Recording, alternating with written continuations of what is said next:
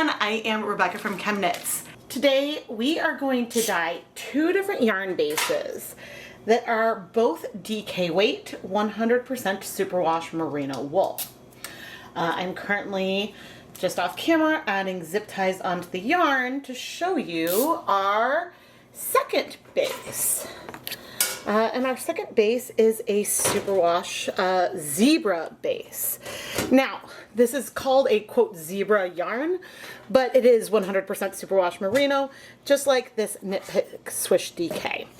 You can buy the zebra yarn at Wool to Dye For. I'll have links to all of the tools and equipment that I'm using down in the video description. Now, the thing that makes this zebra yarn base extra fun is that it is a 2-ply yarn. One of the plies is just white, bare yarn white. The other ply is variegated black, white, and then where those black and whites blend, so we get some grays. So it starts off with this contrast in there, and it's been skeined in a way so that way those are randomly distributed, but it is reasonably repeating in the actual yarn, which makes everything so much fun. Let's bring over 8 cups of water. I am going to want more. The amount of water that you are going to want to add to your yarn does depend a bit on the technique you're going to do, but also if you're starting with yarn that's pre-soaked or if you're starting with it dry. So here I am adding 16 cups of water total, and maybe if I had already had the yarn pre-soaked, I would have wanted to add a little bit less. But because the yarn is dry, so much more of this liquid is going to go into our yarn. And I knew from experience that these yarns are very, very absorbent, which means that we very likely have probably no dry patches in here already. But what I am going to do is heat this up slowly over about 15 minutes before we come back to start dyeing the yarn. That way we have time for all those fibers to absorb liquid. Now there's one more thing I want to do, and that is to add some acid. Let's do 1, 2, 3, okay, 4 tablespoons of white vinegar to start with. 4 tablespoons of white vinegar to 16 cups of water is a very standard ratio that I use a lot. And so that should be totally fine. Even though we're using 2 pigments, well, I'm assuming that fluorescent red has the fluorescent pink and fluorescent yellow in it.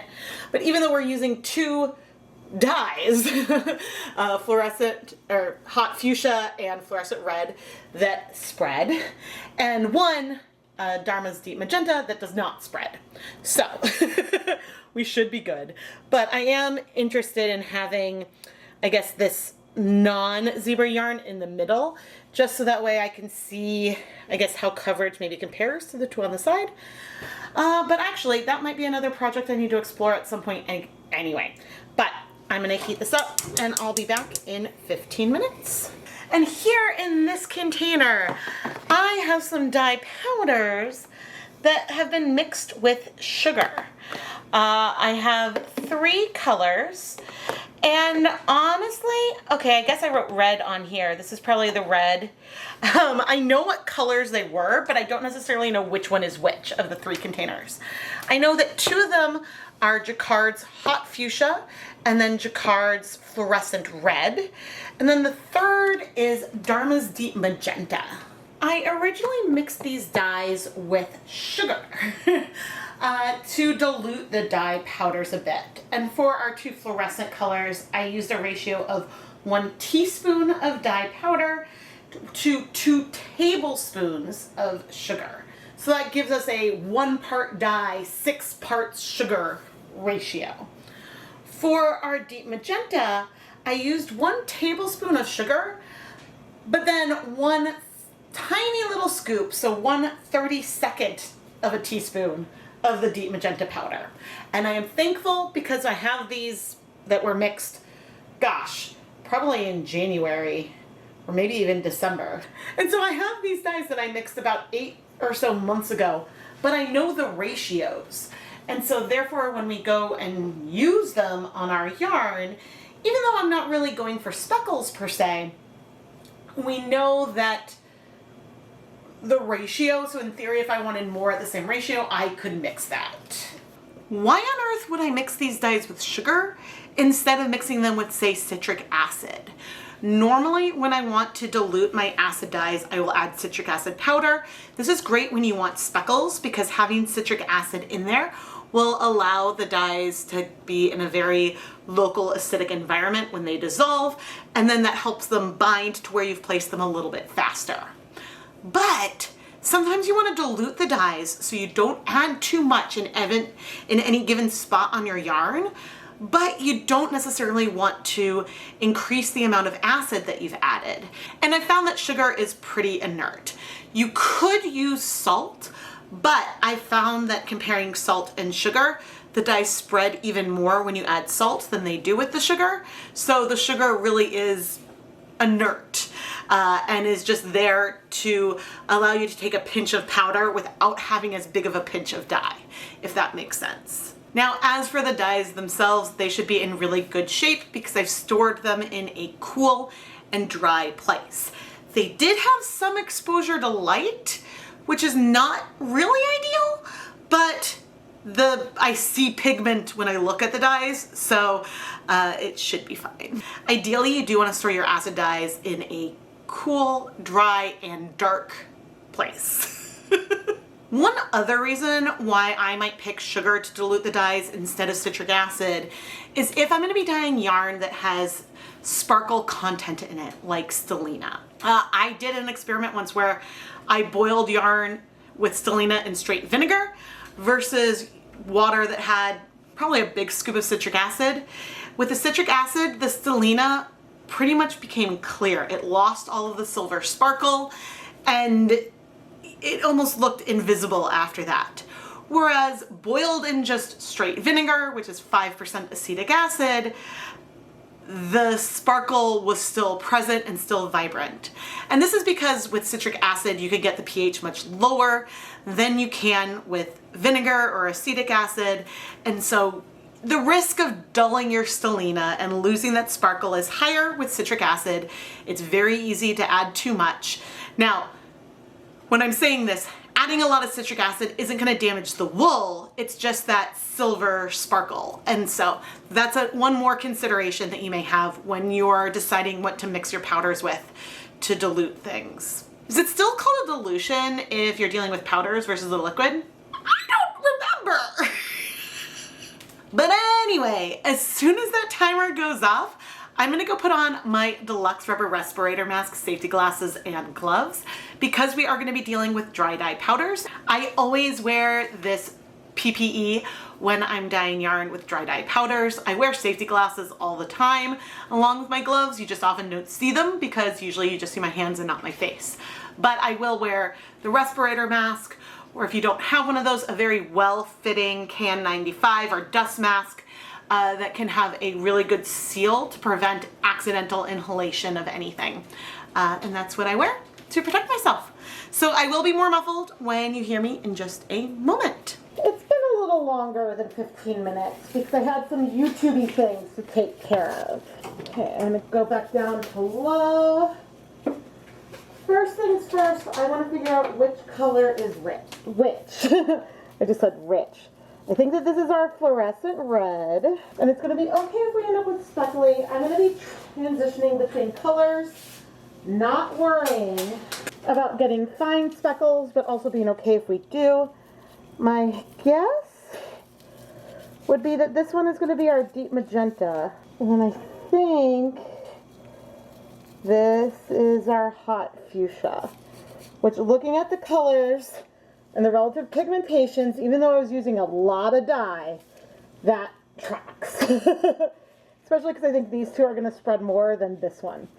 Now, because the dye is so diluted, I can take a really, really big pinch and just sprinkle it on where you can see that stream of dye. I'll demonstrate again.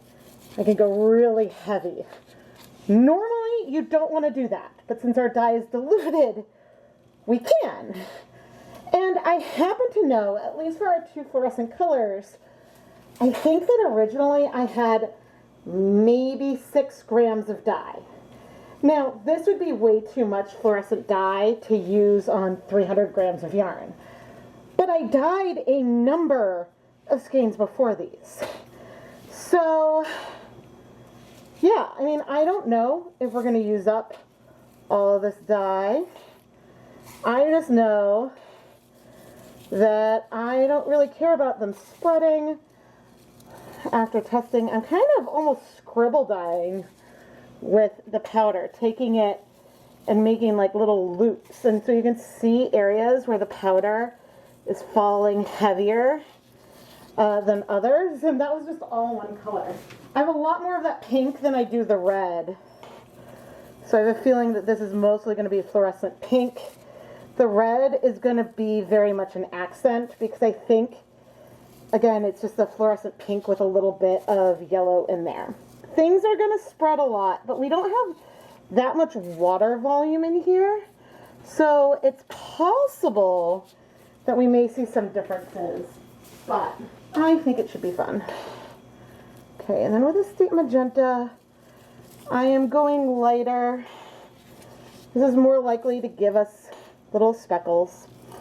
Now, if I were doing this with dyes that weren't diluted, I would have a yarn mop and I would wipe my gloved hand on something in between each color change, so that way I wouldn't transfer dye from one container to the other, yada, yada, yada.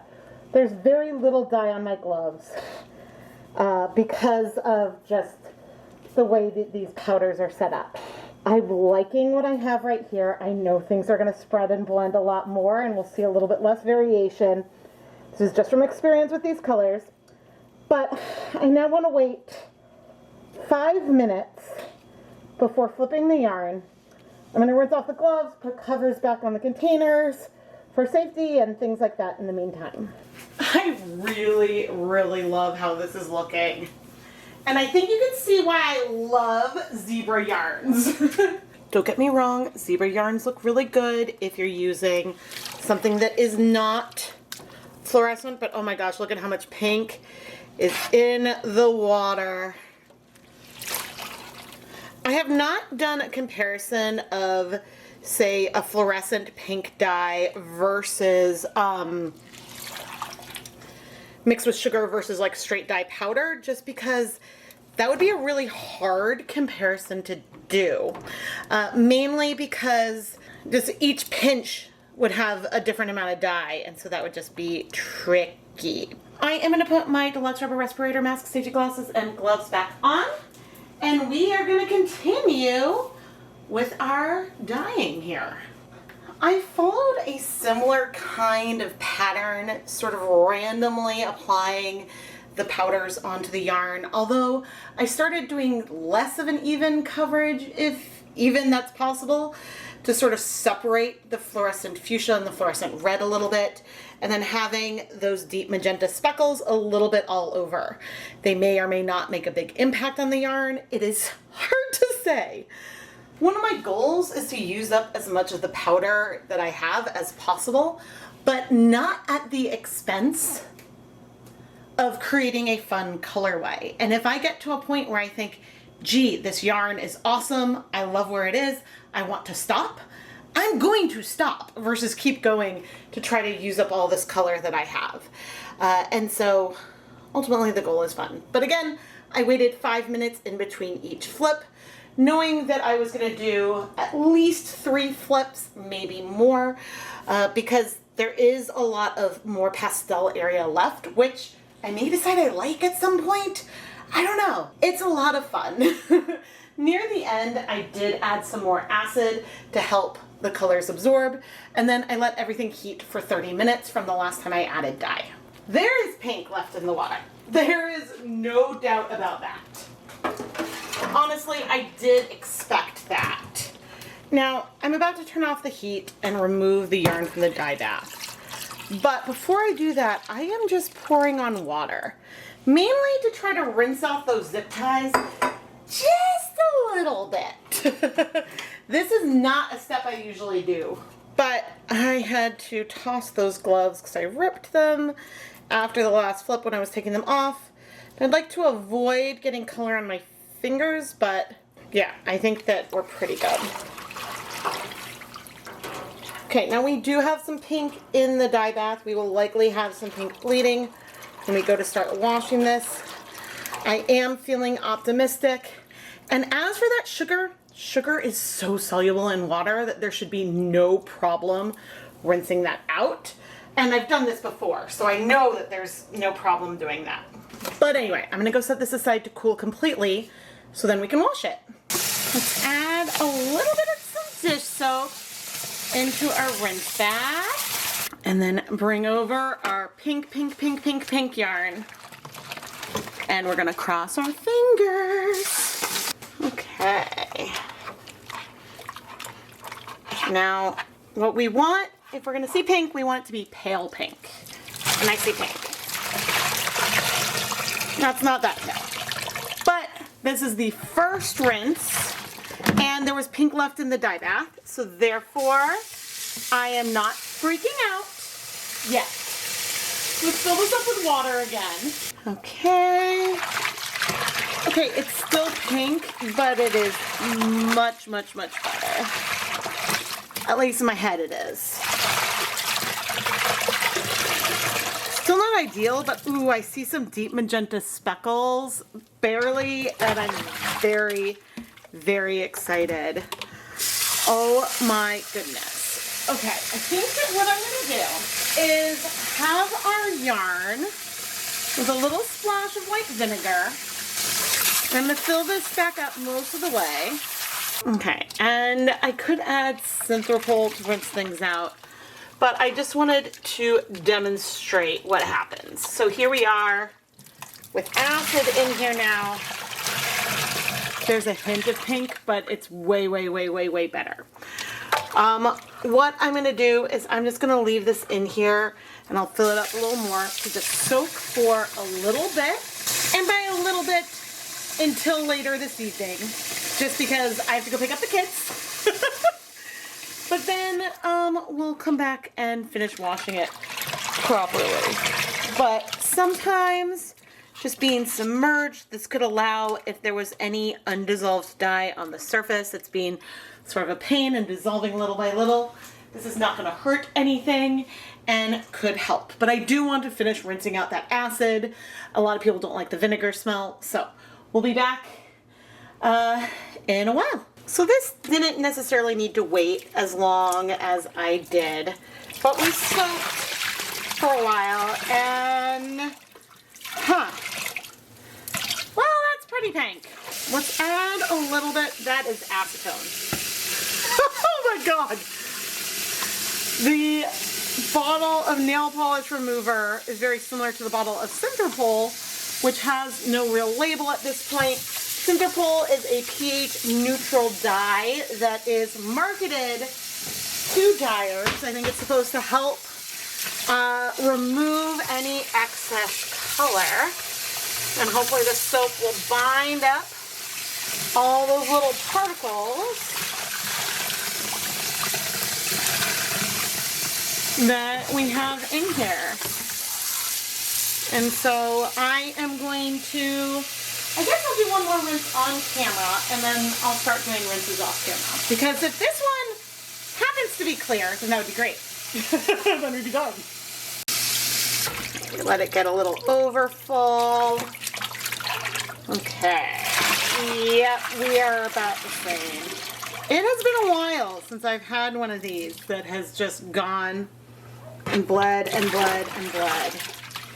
Okay, I think what I'm gonna do, because this is how my patience is feeling today, so we're gonna add a little more synthrapol. I'm gonna fill this with water, and then I'm gonna let it soak like this for a while. A lot of color should come out, but hopefully with the soap in there, it will come out and like stick to the soap. It's possible that there could be a dye clump somewhere, but in all likelihood, there's just probably some areas where there is too much dye and it is bleeding. Now, another thing I could do is I could soak in vinegar again and then steam set. And if we get to a point, maybe that is something that we will do tomorrow. But I think soaking for a while with a lot of soap, I'm hoping that that could help. But honestly, your guess is as good as mine for the best way to deal with this. Now, the good news is that the color in our yarn is not getting lighter. So the yarn is just as saturated as it was before. It's just we're on the edge of where we had a lot of dye. And I can also say that's a reasonable amount of color in the water. It does not take very much dye to get the water that color. And so it's not ultimately that much. If I was going to use that water to try to dye some yarn, it would be very, very, very pastel. So that is good. But anyway, I'll see you in like 15 minutes? Sure. We've been soaking a long time. The timer went off, but I was almost done editing an episode, and so, you know, if I give a time and then I wait significantly longer, I try to share that. But our water was nice and pink, and I'm hoping, and I think my hope could be dashed,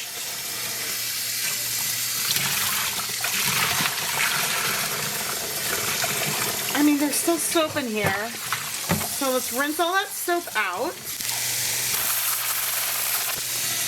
Okay, let's see.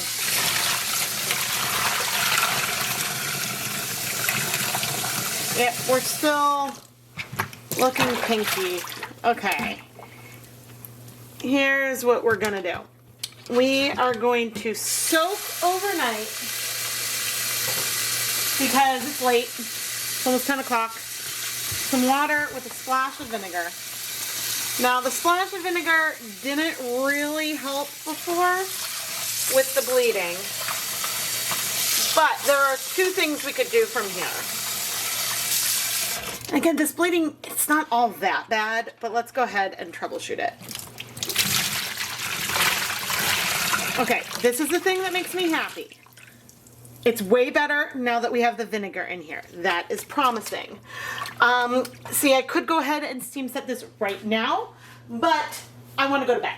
So I will come back in the morning and steam set it for 30 minutes. After that overnight soak in water with vinegar, there was a hint of pink left in the water. I steam set things for 30 minutes, thinking that maybe my water wasn't that hot, and so having the yarn exposed to more heat could potentially help. And I think it did a little bit. I waited for the yarn to cool off completely before washing it again using synthrapol and cool water. And there was definitely less bleeding than what I had seen last night, but there was still a little bit of bleeding. And at some point, you just have to call it. This is where I'm gonna call it. There is still a little bit of pink left. It is better than it was, but I wasn't that optimistic when I saw there was a little bit of pink in the water with the vinegar from the overnight soak. Some colors are more inclined to bleed, and again, it does not take very much pigment at all to change water this pale of a color. So I'm gonna put this yarn through my spin dryer, hang it up to dry, and you know, this amount of bleeding is something I might put in a listing, but also yarn can rinse clear for me and then bleed a bit for someone else depending on the pH of your water, is it hard or soft, and so there's other variables that can go into it. The interaction between acid dyes and yarn is not permanent like when you tie-dye a cotton t-shirt, so that's something to keep in mind. It's frustrating when it happens, but this shouldn't cause significant. But if you wanted to combine one of these with, say, a white yarn, I would submerge with soap to just prevent any back staining of the light pink onto the white, but that really shouldn't happen. Straight out of the spin dryer. The colors are so pretty. I love that there's hints of a more peach in there. That's from that little bit of yellow from the fluorescent red.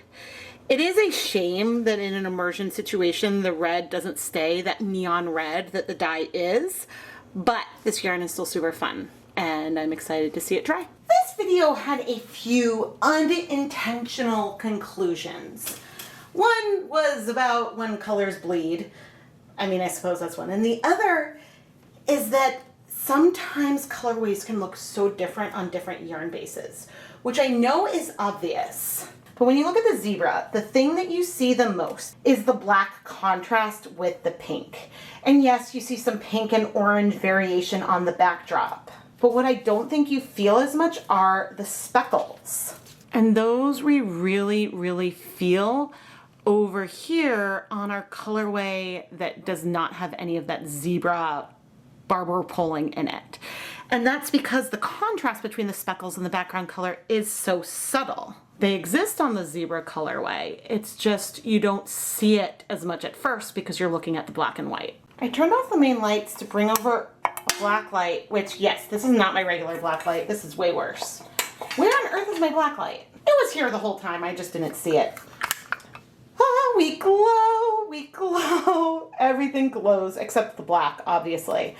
I feel like the contrast between the black and the main colorway really stands out. Maybe not this much from far away, but if I zoom in and turn the light back on, oh, isn't that beautiful? Don't get me wrong, it's beautiful without the black as well.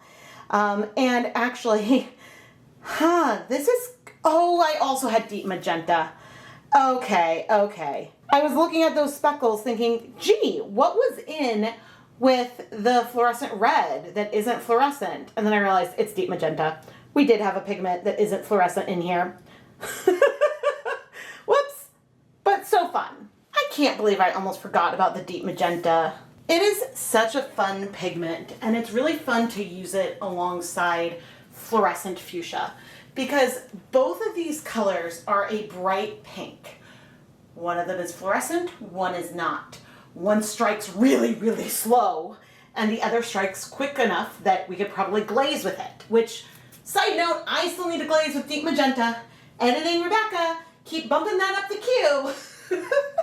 This yarn is so happy and pink and fun, and I really hope that you've enjoyed this video. I am Rebecca from ChemKnits. Please subscribe and turn on notifications so you never miss a video. And if you love the yarn I dye, go over to the ChemKnits Creations Etsy shop and buy some.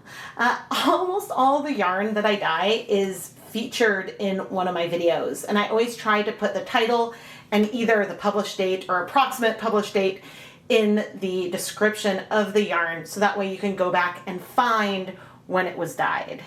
And if you really want to find the video and you bought yarn and you can't figure out which video it was because maybe I have too many different leave no dye behind titles, send me a message. And I can check your order and help find the link to the video for you. Etsy just doesn't like outside links. Otherwise, maybe I would link to the videos in the descriptions, but they want you to keep people on platform, not link outside. So that's why I have the title and not the link. But anyway, this yarn just makes me so happy. Thank you so much for watching.